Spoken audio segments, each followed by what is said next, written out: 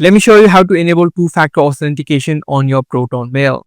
If you want to add in an extra layer of security so that other people cannot have access or get access to your account, you can just add in the 2FA. To do that, click on the settings icon on the top right and then head over to all settings. From your all settings list, you'll see the option called account and password. You just need to head over to this section.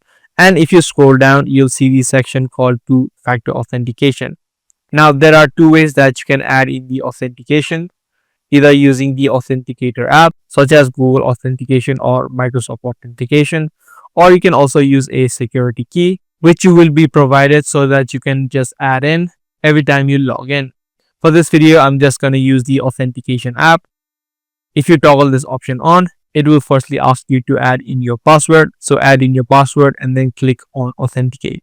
The next step is going to be to scan this QR code using the Authenticator, the app that you have, or you can also enter in the manual key instead. If you click on this app option, you're going to see this key that you can just copy paste into the Authenticator app. But the easiest way is going to be to scan this QR code.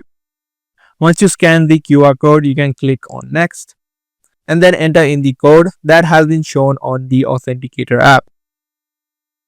So that was a quick tutorial video on the way that you turn on two-factor authentication inside of Proton Mail. If this guide video was helpful to you, be sure to subscribe and also make sure to give this video a thumbs up.